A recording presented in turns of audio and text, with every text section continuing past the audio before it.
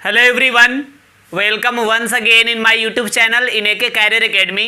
तो देखिए, अभी हम लोग इंग्लिश ग्रामर का काफ़ी इंपॉर्टेंट टॉपिक टेंस को पढ़ रहे हैं और इसमें पिछले वीडियोस में हम सिंपल प्रेजेंट टेंस को कंप्लीट किए थे, जिसमें एक वीडियो में हम आपको उसके पहचान, स्ट्रक्चर और कुछ एग्जांपल्स को सॉल्व कराए थे और आज उसके बाद वाले वीडियो में सिंपल प्रेजेंट टेंस के टोटल यूजेस पढ़े थे। और आज के वीडियो में हम आपको बताने वाले हैं प्रेजेंट कॉन्टिन्यूअस टेंस के बारे में, जिसमें हम इसको पहचानने का तरीका या फिर इसका स्ट्रक्चर और उसके बाद कुछ एग्जाम्पल्स और कुछ अलग टाइप के स्ट्रक्चर को समझाएंगे। तो आइए स्टार्ट करते हैं। सबसे पहली चीज कि यहाँ हम आपको बता दें कि प्रेजेंट कॉन्टिन्यूअस टेंस जो है इसको हम आइडेंटिफाई कैसे करेंगे, इसको हम कैसे पहचान पाएंगे। तो देखिए, इसके लिए तरीका ये है कि हमें देखना है हिंदी का जो सेंटेंस होगा, हिंदी के सेंटेंस में जो वर्ब यूज किया गया रहता है जिसको हम क्रिया कहते हैं, तो हिंदी के क्रिया के अंत में यानी वर्ब के लास्ट में हमें देखना है अगर रहा है, रही है, रहे हैं ऐसे वर्ड उसमें प्रयुक्त हो तो फिर इसे हम प्रेजेंट कॉन्टिन्यूअस टेंस के नाम से जानते हैं। और आपको बता दें, कुछ ऐसे सेंटेंसेस भी हमें मिलेगा जिसके अंत में रहा है, रही है, रहे हैं नहीं मिले, लेकिन उसके बावजूद भी उसे हम प्रेजेंट कॉन्टिन्यूअस टेंस मानते हैं। और इस कौन से सेंटेंस होगा इसको हम अगले वीडियो में बताएंगे, जब इसका यूज हम पढ़ाएंगे तो वहां पे ये चीज बिल्कुल हम आपको समझा देंगे। अब देखिए, यहाँ पे अब स्ट्रक्चर की बात करते हैं कि इसको हम बनाएंगे कैसे, किस स्ट्रक्चर पे बनाएंगे। तो जब भी स्ट्रक्चर की बात आती है तो हम आपको पिछले वीडियो में ही बताए थे कि 4 प्रकार का स्ट्रक्चर हम देखेंगे। सबसे पहले अफर्मेटिव सेंटेंस का, फिर इसके बाद हम देखेंगे निगेटिव सेंटेंस का। इससे और आगे बढ़ा जाए तो इसमें हम आपको समझाएंगे यस नो क्वेश्चन का स्ट्रक्चर कैसे होता है, और लास्टली हम देखेंगे WH क्वेश्चन का स्ट्रक्चर्स। तो देखिए, यहाँ पे रियल मायने में होता क्या है कि बस आपको एक स्ट्रक्चर याद रखना है, केवल अफर्मेटिव सेंटेंस का। और अगर ये याद है तो हम आपको सिखा देंगे कि चारों का स्ट्रक्चर कैसे क्रिएट करेंगे, और आपको ये भी रटना नहीं पड़ेगा, ये भी हम यहीं पे याद करवाएंगे। तो देखिए, आप हमेशा ध्यान में रखना है आपको कि कभी भी अगर बात आएगा कॉन्टिन्यूअस का, कभी भी अगर कॉन्टिन्यूअस टेंस का बात आता है तो उसका मतलब हो जाता है V4। चाहे कहीं भी कॉन्टिन्यूअस टेंस का बात आए, इसका मतलब क्या हो जाएगा V4, यानी वर्ब का चौथा रूप। और वर्ब के चौथे रूप का मतलब हुआ वर्ब का ओरिजिनल फॉर्म प्लस ING। जैसे प्ले का अगर वर्ब 4 बनाना है तो इसमें ING लगा देंगे, प्लेइंग। ईट का अगर वर्ब 4 बनाना है तो इसमें ING लगा देंगे, तो क्या हो गया ईटिंग। अब देखिए, यहां पे हम बात करते हैं अफर्मेटिव सेंटेंस के स्ट्रक्चर का। सबसे पहले तो आंख मूंद के पहले आपको लिखना ही है कि सब्जेक्ट तो पहले किसी भी तरह आएगा क्योंकि अफर्मेटिव सेंटेंस है, और सब्जेक्ट के बाद चूंकि यहां पे हमें V4 का यूज करना है, वर्ब का चौथा रूप। और आपको एक और चीज हम यहीं पर बता देते हैं कि वर्ब का चौथे रूप का यूज कभी भी वर्ब टू बी के बाद होता है। वर्ब का चौथा रूप कभी भी किसके बाद आता है, वर्ब टू बी के बाद आता है। और वर्ब टू बी हम पहले ही आपको बताए थे कौन होता है, is, am, are, was, were, फिर बीन, बीइंग, बीन वगैरह, ये सारे जो है ये वर्ब टू बी के एग्जाम्पल्स हैं। और इसी के बाद जो है हम वर्ब 4 का यूज करते हैं। तो यहां चूंकि प्रेजेंट टेंस है तो वाज वेयर का तो यूज करेंगे नहीं, तो हम क्या यूज कर लेंगे, इज या एम या आर। हमेशा ध्यान में रखिएगा कि V4 का यूज, V4 से पहले हम कभी भी is, am, are, was, were वगैरह का ही यूज करते हैं। ठीक है, तो चूंकि प्रेजेंट टेंस है तो is, am, are, past tense आएगा तो क्या यूज कर लेंगे, वाज, वेयर। तो हो गया subject plus is, am, are और प्लस वर्ब 4, और लास्टली हम लिखेंगे यहाँ पे ऑब्जेक्ट। और जब इसका निगेटिव बनाना होगा तो हम पहले ही बता चुके हैं कि हेल्पिंग वर्ब का जो यूज किया गया है सेंटेंस में, उसी के बाद आपको नोट लगा देना है। तो देखिए, हम क्या करेंगे, सब्जेक्ट प्लस इज, एम या आर, और इसी के बाद हम नॉट का यूज कर लेंगे, और उसके बाद V4, और तब हम ऑब्जेक्ट का यूज करेंगे। यस नो क्वेश्चन जब बनाना होता है तो हेल्पिंग वर्ब को बाहर निकाल लेते हैं। तो दैट यहाँ पे है इज, एम, आर बाहर निकाल लिए, plus subject plus V4 plus object. और देखिए अगर यहाँ पे निगेटिव यूज करना होगा आपको, यस नो मतलब क्वेश्चन वाले सेंटेंस में अगर आपको नॉट लगाना होगा तो फिर आप सब्जेक्ट के बाद यहां पे आप नॉट लगाएंगे, ठीक है।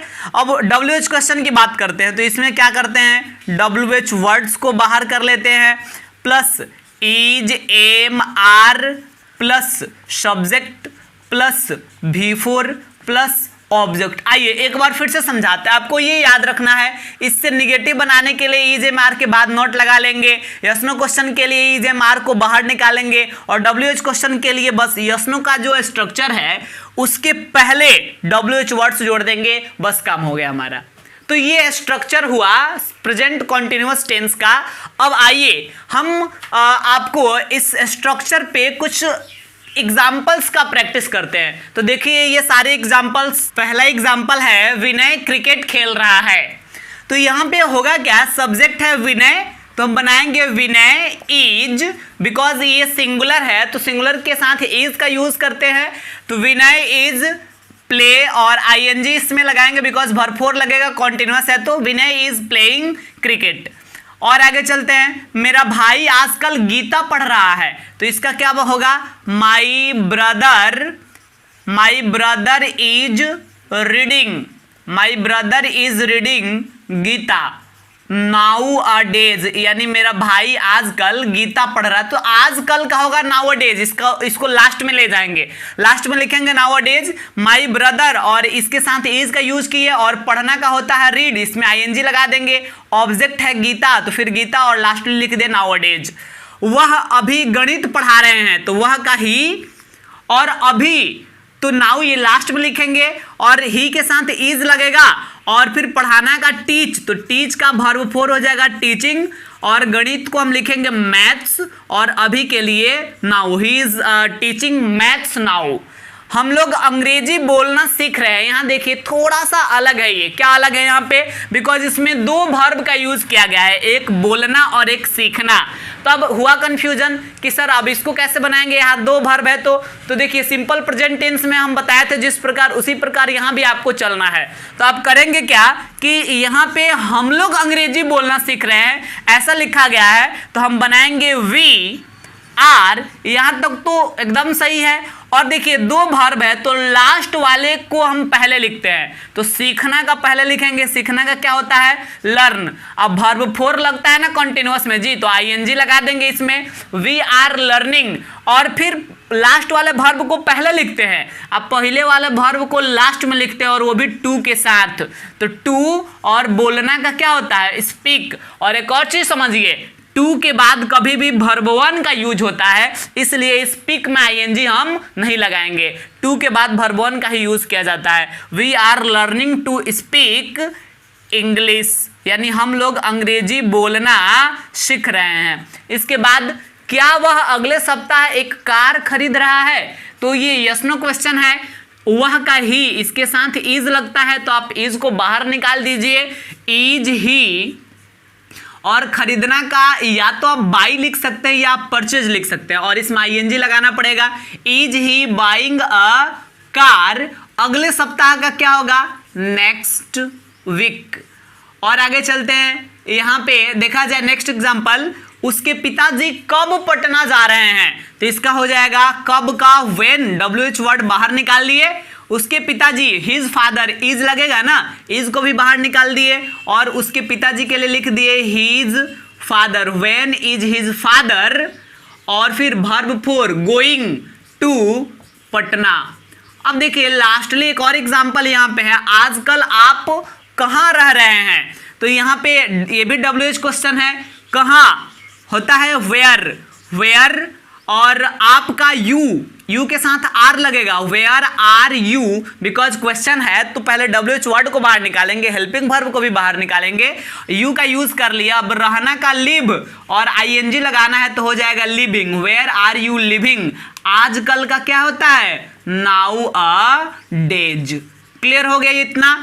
अब देखिए हम आपको पिछले वीडियो में सिंपल प्रेजेंट टेंस का जब एग्जांपल करा रहे थे तो वहां पे बताए थे कंपल्सन वाली कुछ सेंटेंसेज को। तो यहां भी कंपल्सन वाली कुछ सेंटेंसेज हम लोग देखेंगे और आप इसको भी बढ़िया से समझने की कोशिश कीजिए।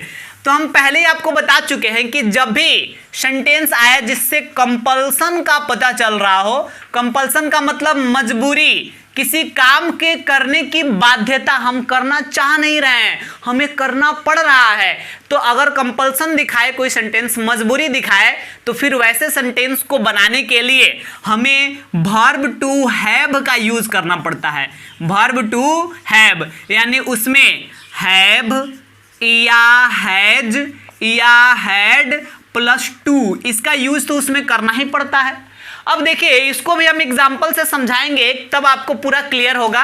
पहले सिंपल प्रेजेंट टेंस जो आपको बताए थे ना उसका एक एग्जांपल रखते हैं, उसके बाद कॉन्टिन्यूअस टेंस का एग्जांपल हम 2-3 बनवाएंगे।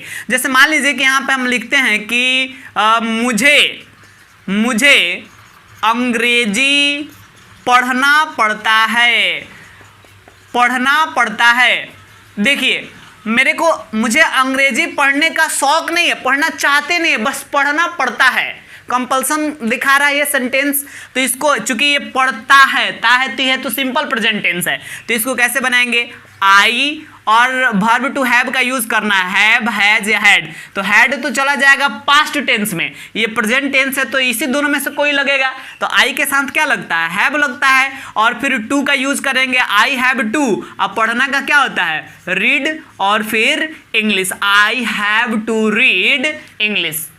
ठीक है, अब इसी को हम कॉन्टिन्यूअस टेंस में चेंज कर रहे हैं और एग्जाम्पल को ऐसे लिख रहे हैं, मुझे अंग्रेजी पढ़ना पड़ रहा है, मैं अंग्रेजी पढ़ना चाह नहीं रहा हूं, मुझे अंग्रेजी पढ़ना पड़ रहा है, तो ये भी कंपल्सन को दिखा रहा है। तो फिर कैसे बनाएंगे, मुझे के लिए आई और हैव का तो भाई यूज करना ही है क्योंकि कंपल्सन वाली सेंटेंस है, और हमें टू भी लगाना। अब आया कंफ्यूजन, यहाँ पे बड़ा कंफ्यूजन।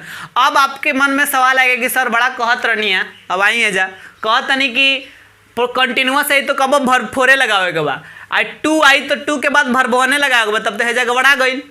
गड़बड़ ये हुआ कि टू कहता है कि मेरे बाद वर्ब वन चाहिए, और कंटिन्यूअस टेंस है तो ये कहता है कि हमको वर्ब फोर चाहिए। अब आप क्या लगाइएगा, वर्ब वन लगाइएगा कि वर्ब फोर लगाइएगा, दोनों में झगड़ा कराना है क्या। देखिए यहाँ पे एक निदान सिंपल उपाय हम निकालेंगे। उपाय क्या निकलेगा भाई, उपाय ये निकलेगा कि अगर हम ऐसे लिख दे आई हैव बीइंग, अगर इसमें हम एक अलग से वर्ड जोड़ दिए बीइंग, तो देखिए बी में आई एन जी लग गया ना, तो ये वर्ब फोर का काम कर देगा, और इसके बाद टू लगाकर और फिर पढ़ना का क्या होता है, रीड और फिर इंग्लिश। अब देखिए अब तो काम ही बन गया, बीइंग का जब यूज किए तो ये वर्ब फोर हो गया, तो कंटिन्यूअस टेंस अब सेटिस्फाई हो गया, संतुष्ट हो गया कि भाई हमारा काम तो बन गया। हाँ, तो टू भी तो संतुष्ट है क्योंकि टू के बाद तो वर्ब वन आया है। अब आगे समझ में, तो कंपल्सन वाली सेंटेंस में हम ऐसे बनाएंगे, आपको ध्यान में रखना है, सब्जेक्ट प्लस हैज या have plus being plus two plus verb one plus object. तो स्ट्रक्चर आप रटते रह जाइएगा, आपसे रटाएगा नहीं, आज याद कीजिएगा कल भूलिएगा, लेकिन कॉन्सेप्ट समझिएगा तब आपको बनाने में मजा आएगा। अब देखिए एक आध दो और एग्जाम्पल इस पे हम आपको करा देते हैं। जैसे मान लीजिए कि यहाँ एक और एग्जाम्पल हम लिखते हैं कि क्या आपको वहाँ जाना पड़ रहा है। अब इसको हम सॉल्व करके दिखाते हैं, इसको कैसे बनाएंगे। तो देखिए यहाँ पे चूंकि क्या है, यस नो क्वेश्चन है, तो यहाँ हेल्पिंग वर्ब को बाहर निकालना पड़ेगा, और हम देख रहे हैं कि यहाँ हेल्पिंग वर्ब में हैज हैव का यूज किया जा रहा है। तो आपको यानी यू, इसके साथ हैव लगेगा तो हो गया हैव यू, और चूंकि रहा है रही है तो इसलिए हमें बीइंग लगाना पड़ेगा, और टू जाना का गो और वहां का there, have you being to go there. कितना सिंपल है। एक और एग्जांपल देखिए, उसे क्यों यहां आना पड़ रहा है, उसे क्यों यहां आना पड़ रहा है। अब इसके बाद इसको जब हम सॉल्व करेंगे तो क्या होगा, क्यों WH वर्ड है बाहर निकालिए, वाई और उसे का ही होता है, तो ही के साथ हैज लगेगा, तो हैज को बाहर निकाल दीजिए, वाई हैज ही। और देखिए यहाँ रहा है रही है, तो बीइंग लगा दीजिए, आईएनजी वाला काम हो गया। और टू आना का क्या होता है, कम, और यहाँ के लिए हेयर, बस एकदम सिंपल। तो देखिए आज के वीडियो में हम आपको बताएं प्रेजेंट कॉन्टिन्यूअस टेंस का पहचान, उसको कैसे पहचानेंगे, उसको बनाने का स्ट्रक्चर क्या है, और वेरियस टाइप्स ऑफ एग्जांपल्स, अलग अलग प्रकार के एग्जांपल्स को समझें। तो आज के वीडियो में हम इतना ही रहने देंगे, और अगले वीडियो में हम डिस्कस करने वाले हैं प्रेजेंट कॉन्टिन्यूअस टेंस के प्रत्येक यूजेस को, दैट प्रेजेंट कॉन्टिन्यूअस टेंस का प्रयोग हम कहां कहां कर सकते हैं।